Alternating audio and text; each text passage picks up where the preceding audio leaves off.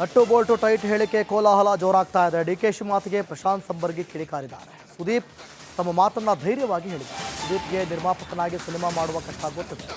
Nut Bolt tight ಮಾಡುವುದು ಎನ್ನುವುದು rowdyism. DKShi ಅವರೇ, ನೀವು ಒಂದೇ ಒಂದು ಸಿನಿಮಾ ಮಾಡಿ ತೋರಿಸಿ. ಡಿಕೆ ಶಿವಕುಮಾರ್ ವಿರುದ್ಧ ಪ್ರಶಾಂತ್ ಸಂಬರ್ಗಿ ವಾಗ್ದಾಳಿ ನೋಡಿ.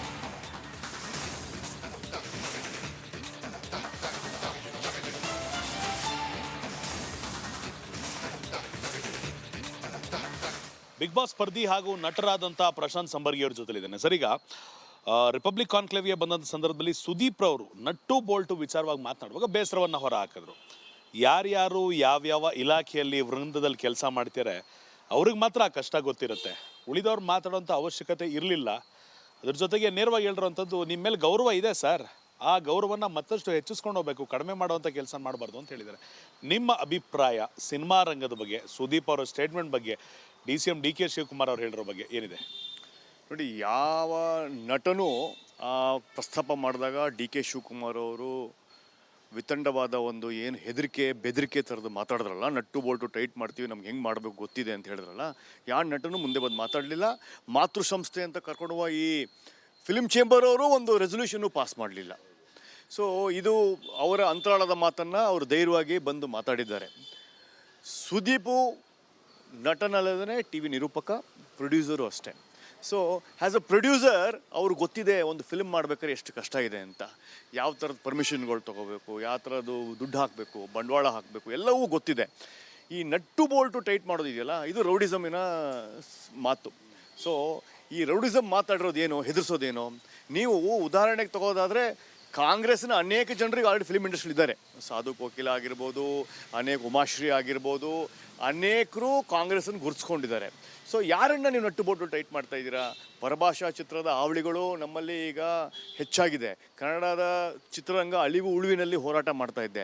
ನೀವು ನಮ್ಮ ಮೇಲೆ ದಬ್ಬಾಳಿಕೆ ಮಾಡ್ತೀರಂದರೆ ನಾನು DK ಶಿವಕುಮಾರ್ ಕೇಳೋದು ಒಂದೇ ಮಾತು, ಒಂದು ಚಿತ್ರ ಮಾಡಿ ನೋಡಿ ತೋರಿಸಿ ಸ್ವಾಮಿ, ನಿಮಗೆ ಎಲ್ಲ ದುಡ್ಡು ತುಂಬ ಆರಾಮಾಗಿ ಬಂದುಬಿಟ್ಟಿದೆ, ತುಂಬ ಈಸಿಯಾಗಿ ಬಂದುಬಿಟ್ಟಿದೆ. ನಿಮ್ಮ ಒಂದು ದರ್ಪದಿಂದ, ನಿಮ್ಮ ಒಂದು ಹಠದಿಂದನೋ ಅಥವಾ ಅಹಂಕಾರದಿಂದನೋ ದುಡ್ಡು ಕೂತಲ್ಲೇ ಲಕ್ಷ್ಮಿ ಬರ್ತಾನೇ ಇದೆ. ನಿಮಗೆ ನೀವು ಬೇಡ ಅಂದ್ರೂ ಬರ್ತಾನೇ ಇದೆ. ಬಾಗಿಲು ಹಾಕೋದು ಕಿಟಕಿಯಿಂದ ಜಂಪ್ ಆಗಿ ಬರ್ತಾ ಇದೆ. ಅಷ್ಟು ದುಡ್ಡನ್ನು DK ಶಿವಕುಮಾರ್ ಅವರು ಮಾಡಿದ್ದಾರೆ. ಯಾವ ಮಾರ್ಗ ಅಂತ ಹೇಳೋದು ಅದು ಇನ್ನೊಂದು ಪ್ರಶ್ನೆ. ಅವರಿಗೆ ದುಡ್ಡಿನ ವ್ಯಾಲ್ಯೂ ಗೊತ್ತಿಲ್ಲ, ಶ್ರಮದ ವ್ಯಾಲ್ಯೂ ಗೊತ್ತಿಲ್ಲ. ಕೇವಲ ಒಬ್ಬ ರಾಜಕೀಯ ವ್ಯಕ್ತಿಯಾಗಿ ನಾನು ಯಾರು ಹೆಂಗೆ ಬೇಕಾದ್ರೂ ಮಾಡ್ಬೋದು ಅನ್ನೋದು ನಟ್ಟು ಬೋಲ್ಟು ಟೈಟ್ ಮಾಡೋದು ಇದೆಯಲ್ಲ, ಅದು ತಪ್ಪು. ಎಸ್, ನಟ್ಟು ಬೋಲ್ಟು ಟೈಟ್ ಮಾಡುವ ಶಕ್ತಿ DK ಶಿವಕುಮಾರ್ಗಿದೆ, ಸರ್ಕಾರಕ್ಕಿದೆ. ಯಾರ್ಯಾರು ಟ್ಯಾಕ್ಸ್ ಕಟ್ಟಿಲ್ವೋ ಅವ್ರಿಗೆಲ್ಲ ಟ್ಯಾಕ್ಸ್ ಕಟ್ಟಿ ಅಂತ ಹೇಳ್ಬೋದು. ಯಾರ್ಯಾರು ಪರ್ಮಿಷನ್ ಬೇಕು ಅಂದವ್ರಿಗೆಲ್ಲ ಪರ್ಮಿಷನ್ ನಿರಾಕರಿಸ್ಬೋದು. ಎಲ್ಲೆಲ್ಲಿ ಶೂಟಿಂಗಿಗೆ ಇಂಡೋರೋ ಔಟ್ಡೋರೋ, ಲಾಲ್ಬಾಗೋ, ಕಬ್ಬಂ ಪಾರ್ಕೋ, ನಂದಿ ಬೆಟ್ಟನೋ, ಎಲ್ಲೋ ಸಹ್ಯಾದ್ರಿ ಬೆಟ್ಟದಲ್ಲೂ ಶೂಟಿಂಗ್ ಮಾಡೋದನ್ನೆಲ್ಲ ನಿಲ್ಲಿಸ್ಬೋದು. ಮೊನ್ನೆ ತಾನೇ ಇತ್ತೀಚಿನ ದಿನಗಳಲ್ಲಿ ರಿಷಬ್ ಶೆಟ್ಟಿ ಅವರ ಕಾಂತಾರ ಚಿತ್ರಕ್ಕೆ ಅಲ್ಲಿನ DC ಕೊಟ್ಟಿರ್ತಕ್ಕಂಥ ನೋಟಿಸನ್ನು ನೀವು ನೋಡಿದ್ದೀರಾ. ಸೊ ಆ ಥರದ ನಟ್ಟು ಬೋಲ್ಟು ಟೈಟ್ ಮಾಡೋದು ಅನೇಕ ವಿಧಗಳು, ಅಸ್ತ್ರಗಳು ಸರ್ಕಾರದ ಕೈಯಲ್ಲಿದೆ. ಸರ್ಕಾರನ ಎದುರು ಹಾಕ್ಕೊಂಡು ಬದುಕೋಕ್ಕಾಗತ್ತಾ? ಖಂಡಿತ ಬದುಕೋಕ್ಕಾಗಲ್ಲ. ಆದರೆ ಸರ್ಕಾರ ಜೊತೆ ಮುಂದೆ ನುಗ್ಗುವ, ಶ್ರಮದಿಂದ ಬೆಳೆಯುವ ಸಾಹಸ ಮಾಡ್ಬೋದು. ನೀವು ಬೇರೆ ರಾಜ್ಯಗಳು ಹೋಲಿಸಿದ್ರೆ ಸಬ್ಸಿಡಿ ಈಗಲೂ ಇದೆ, ಮಕ್ಕಳ ಚಿತ್ರರಂಗಕ್ಕೆ ಪ್ರೋಗ್ರಾಮ್ಸ್ ಇದೆ. ನೀವು ಚಿತ್ರರಂಗಕ್ಕೆ 2018ರಿಂದ ಇಲ್ಲಿವರೆಗೂ ಕರ್ನಾಟಕ ರಾಜ್ಯದಲ್ಲಿ ಒಂದು ಮಲ್ಟಿಪ್ಲೆಕ್ಸ್ ಓಪನ್ ಆಗಿರೋದು ಉದಾಹರಣೆ ನನಗೆ ಕೊಟ್ಬಿಡಿ. ಯಾಕಂದರೆ ಅಷ್ಟು ರೂಲ್ಸ್ಗಳನ್ನು, ರೆಗ್ಯುಲೇಷನ್ಸ್ಗಳನ್ನು ನೀವು ಮಾಡಿಟ್ಟಿದ್ದೀರಾ. ಅಷ್ಟು ರೆಡ್ ಟೇಪಿಸಮನ್ನು, ಅಷ್ಟು ಗವರ್ನೆನ್ಸ್ಗಳನ್ನು, BBMP ಚೆಕ್ಸ್ ಆ್ಯಂಡ್ ಬ್ಯಾಲೆನ್ಸ್ಗಳನ್ನು, ಅಪ್ರೂವಲ್ಸ್. ಒಂದು ಬಿಲ್ಡಿಂಗ್ ಕಟ್ಟಬೇಕಾದ್ರೆ 43 ಸ್ಯಾಂಕ್ಷನ್ಸ್ಗಳು ಬೇಕು. ಈ ಥರ ಇರಬೇಕಾದ್ರೆ ನಾವಿನ್ನ ರಾಜೀವ್ ಗಾಂಧಿಯವರ ಮತ್ತು ನರಸಿಂಹರಾಜ್ ಅವರ ಏನು ಈ ರೆಡ್ ಟೇಪಿಸಮ್, ಲೈಸೆನ್ಸ್ ರಾಜ್ನ ತೆಗೆದಾಕಿ ಲಿಬ್ರಲ್ ಅಂತಲೇ ಹೇಳ್ತಾ ಇದ್ದಾರೆ. ಅದು ಕೇವಲ ಪುಸ್ತಕದಲ್ಲಿದೆ, ಇನ್ನೂ ಅದು ನಡೀತಾ ಇಲ್ಲ. ಸೊ ಈ ನಟ್ಟು ಬೋಲ್ಟು ಟೈಟ್ ಮಾಡೋದನ್ನು ಇದು ಒಂದು ರೌಡಿಸಮ್ ಮಾತಾಗಿತ್ತು. ಅದಕ್ಕೆ ಅವ್ರು ವಿಷಾದನೂ ವ್ಯಕ್ತಪಡಿಸಲಿಲ್ಲ, ಅದನ್ನು ಅವರು ಸಮರ್ಥಿಸ್ಕೊಂಡ್ರು. ಅದನ್ನು ಎದುರಾಗಿ ಟೀಕೆಯಾಗಿ ಕಿಚ್ಚ ಸುದೀಪ್ ಅವರು ಮಾತಾಡಿದ್ದಕ್ಕೆ ನನ್ನ ಅಭಿನಂದನೆಗಳು. ಒಂದು ಧ್ವನಿ ಬೇಕಾಗಿತ್ತು, ಈಗ ಅನೇಕ ನಟರು ನಟಿಯರು ಇದಕ್ಕೆ ಧ್ವನಿ ಸೇರಿಸ್ತಾರೆ. ಇಷ್ಟಾಗಿತ್ತು ಪ್ರಶಾಂತ್ ಸಂಬರ್ಗಿರವರ ಮಾತು. ಕ್ಯಾಮರಾ ಪರ್ಸನ್ ಸದಾನಂದ್ ಜೊತೆ Abhishek BV, republic Kannada, Bengaluru. Nut Bolt tight ಹೇಳಿಕೆ ಕೋಲಾಹಲ ಜೋರಾಗ್ತಾ ಇದೆ. ಡಿಕೆಶಿ ಮಾತಿಗೆ ಪ್ರಶಾಂತ್ ಸಂಬರ್ಗಿ ಕಿಡಿಕಾರಿದ್ದಾರೆ. ಸುದೀಪ್ ತಮ್ಮ ಮಾತನ್ನ ಧೈರ್ಯವಾಗಿ ಹೇಳಿದ್ದಾರೆ. ಸುದೀಪ್ಗೆ ನಿರ್ಮಾಪಕನಾಗಿ ಸಿನಿಮಾ ಮಾಡುವ ಕಷ್ಟ ಗೊತ್ತಿದೆ. ನಟ್ಟು ಬೋಲ್ಟು ಟೈಟ್ ಮಾಡುವುದು ಎನ್ನುವುದು ರೌಡಿಸಮ್. ಡಿಕೆಶಿ ಅವರೇ, ನೀವು ಒಂದೇ ಒಂದು ಸಿನಿಮಾ ಮಾಡಿ ತೋರಿಸಿ. DK ಶಿವಕುಮಾರ್ ವಿರುದ್ಧ ಪ್ರಶಾಂತ್ ಸಂಬರ್ಗಿ ವಾಗ್ದಾಳಿ ನೋಡಿ.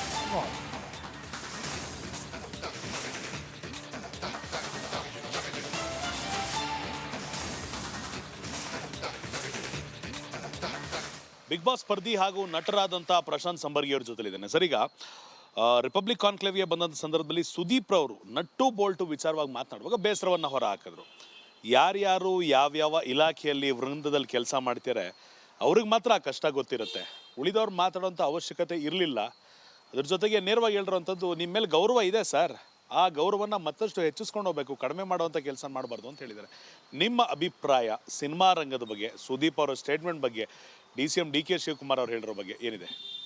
ನೋಡಿ, ಯಾವ ನಟನೂ ಪ್ರಸ್ತಾಪ ಮಾಡಿದಾಗ DK ಶಿವಕುಮಾರ್ ಅವರು ವಿತಂಡವಾದ ಒಂದು ಏನು ಹೆದರಿಕೆ ಬೆದರಿಕೆ ಥರದ್ದು ಮಾತಾಡಿದ್ರಲ್ಲ, ನಟ್ಟು ಬೋಲ್ಟು ಟೈಟ್ ಮಾಡ್ತೀವಿ, ನಮ್ಗೆ ಹೆಂಗೆ ಮಾಡಬೇಕು ಗೊತ್ತಿದೆ ಅಂತ ಹೇಳಿದ್ರಲ್ಲ, ಯಾವ ನಟನೂ ಮುಂದೆ ಬಂದು ಮಾತಾಡಲಿಲ್ಲ.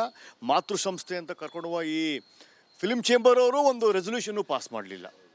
ಸೊ ಇದು ಅವರ ಅಂತರಾಳದ ಮಾತನ್ನು ಅವರು ಧೈರ್ಯವಾಗಿ ಬಂದು ಮಾತಾಡಿದ್ದಾರೆ. ಸುದೀಪು ನಟನಲ್ಲದೇ TV ನಿರೂಪಕ, ಪ್ರೊಡ್ಯೂಸರು ಅಷ್ಟೇ.